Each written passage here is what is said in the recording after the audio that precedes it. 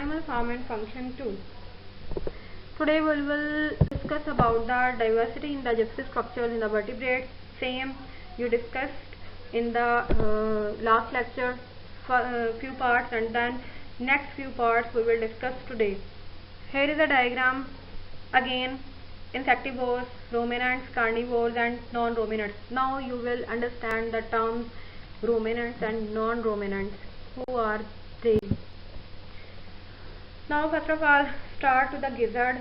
Just remember the esophagus, crop, stomach. Now the gizzard. Gizzard is a very hard muscular structure having the stones and used for the grinding of the food. Bird को याद करो, थोड़ा सा reptiles को याद करो, crocodiles को याद करो.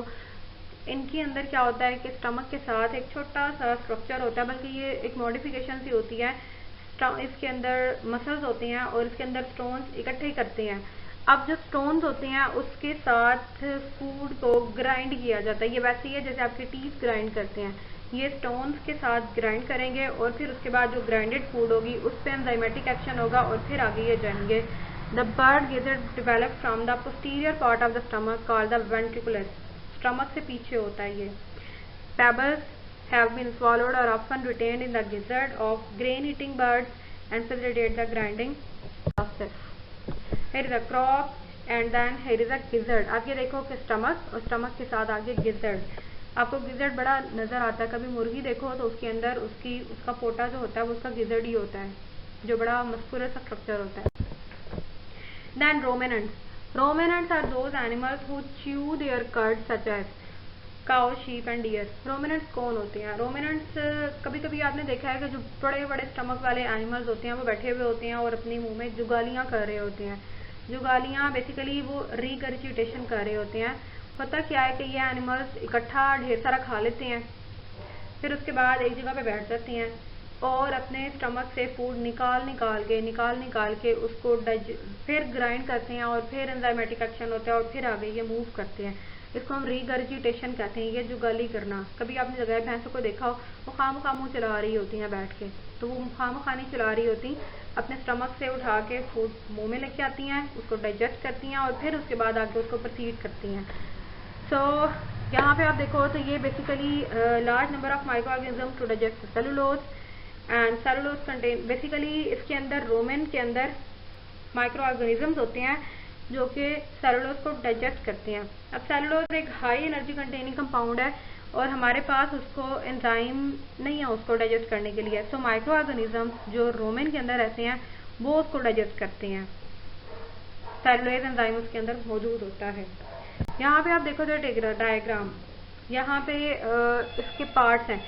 एबोमेसम, फर्स्ट ऑफ ऑल आप देखो तो tube gut, then rumen part है स्टमक का. देन यहाँ से इसके आगे है दूसरा पार्ट रेटिकुलम. रेटिकुलम भी एक स्टमक का पार्ट है और रेटिकुलम से फूड जो है वो जाती है मुंह के अंदर और मुंह से वापस आती है यहाँ पे एबोमेसम और एबोमेसम से फिर ये जाएगी डोडेनम में. इस तरह फूड जो है वो बाकायदा पाथवे के जरिए चलती है. एक दफ़ा आई रोमेन में, फिर रेटिकुलम में, फिर दोबारा मुंह में, फिर मुंह से दोबारा एबोमेसम में, एबोमेसम से ड्यूडेनम और ड्यूडेनम से फिर आगे anus. Caeca are basically the blind pouches that contain the microorganisms in the non-ruminants. Non-ruminants वो होते हैं जिनके पास रोमेन नहीं होता.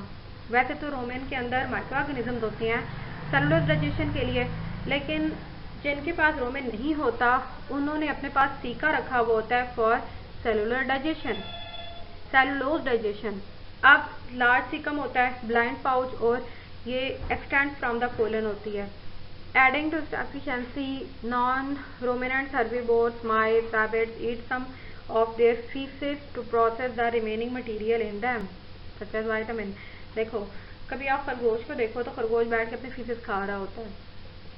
होता ये है कि फूड डाइजेस्ट हो जाती है, उसको उठा के ये एक्सक्रीट आउट कर देते हैं या डेफिकेट कर देती हैं. अब उसके अंदर भी कुछ मटेरियल होता है, ये उसको फिर खाते हैं अपने फीसेस को और जो रिमेनिंग उसके अंदर विटामिन या न्यूट्रिशन होती है उसको उठा के भी इस्तेमाल करते हैं. Then liver. Liver is a large gland in your body and that produce the bile.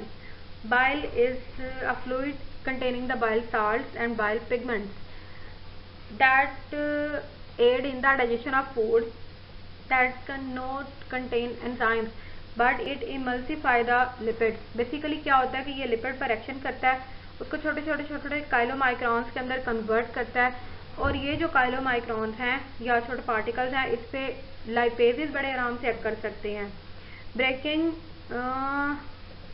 lipid into small globules, that is chylomicron, and then surface of which the fat digesting enzyme lipase can function. Bile pigments result from the phagocytosis of RBCs in the spleen, liver, red bone marrow. जो भी RBCs dead हो जाती हैं या अपनी as गुजार चुकी होती हैं, इनफंक्शनल हो जाती हैं, उसको फिर बाइल पिगमेंट में कन्वर्ट किया जाता है ब्रेकडाउन के जरिए. Phagocytosis cleaves the hemoglobin molecule, releasing iron, and remainder of the molecule is converted into pigment, that is bilirubin by bilirubin. Here is a diagram: heart, liver, lungs, then gallbladder. Gallbladder is just associated with the liver and it is relatively large in the carnivores, क्योंकि lipid है ना, lipids को digest करना है, सो carnivores के अंदर ज़्यादा होता है ताकि मोर एंड मोर जो फैट है उसको डाइजेस्ट किया जा सके, और reduced or absent in the blood suckers such as lampreys and in animals that feed primarily on the plant food. अगर plant food है तो ये बहुत ही absent ही होगा, birds हैं, rabbits हैं, उसके अंदर नहीं होगा. यहाँ पे आप डायग्राम देखो तो यहाँ पे आपको ये लिवर, ये रेड कलर सारा लिवर, और ग्रीन आपको बाइल डक्ट और साथ में गॉल ब्लैडर नजर आ रहा है. यहाँ से बाइल जो है वो प्रोड्यूस होकर नीचे स्मॉल इंटेस्टाइन में जाता है. Pancreata. Every vertebrate have a pancreas. Pancreas basically दो तरह के फंक्शन करता है, एक हार्मोन प्रोडक्शन और दूसरा एंजाइम प्रोडक्शन. लैम्प्रेस और लंग फिशेस में वॉल के अंदर होगा, लेकिन हमारे अंदर वॉल के साथ नहीं होता बल्कि स्मॉल इंटेस्टाइन से पहले होता है.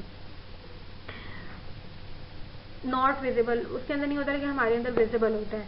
एंडोक्राइन एक्सोक्राइन पोर्शन होता है एंड कंपोजिशन वेरीज होती हैं इनकी. Pancreatic fluid containing many enzyme that includes amylase, lipase, trypsin. थोड़ा सा पहले आपसे डिस्कस हो चुका है, और ये स्मॉल इंटेस्टाइन में ही एम्प्टी होता है. बेसिकली जो स्मॉल इंटेस्टाइन में डाइजेशन होती है वो इस पैंक्रियाटिक जूस की वजह से होती है. Here is a diagram. You can see here is a pancreas, and now this pancreas will lead to pancreatic duct and pancreatic duct into small intestine. ये जो येलो रेड आपको नजर आ रही है ये स्मॉल इंटेस्टाइन है, येलो जो है वो आपको पैंक्रियाज नजर आ रही है, और ऊपर बाइल, लिवर, वो सारी सिस्टम्स है. ऊपर गॉल ब्लैडर है, यहाँ पे बाइल है और लिवर और स्मॉल इंटेस्टाइन. जितनी भी एंजाइमेटिक सेक्रेशंस होंगी वो सारी स्मॉल इंटेस्टाइन में जाएंगी और वहां से नीचे मूव करेंगी. Now intestine.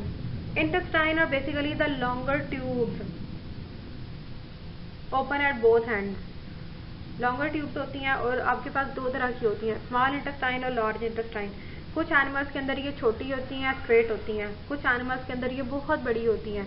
जैसे अगर हम फिशेस की बात करें तो उसके अंदर ये शॉर्ट होंगी और नियरली स्ट्रेट होंगी, स्टमक से एनस में जाएंगी. लेकिन अगर हम अपनी बात करें तो हमारे अंदर ये बहुत ज़्यादा कन्वोल्यूटेड होती है.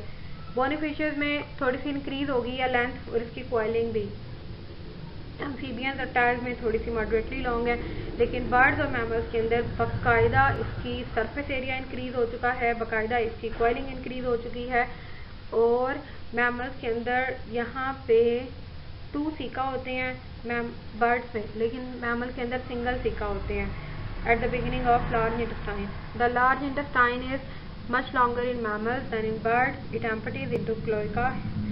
Basically intestine have to digest the food, have to absorb the food. जो absorption होती है वो मोस्टली स्मॉल इंटेस्टाइन के अंदर होती है. जो लार्ज इंटेस्टाइन है उसके अंदर भी absorption होती है लेकिन सिर्फ वाटर की.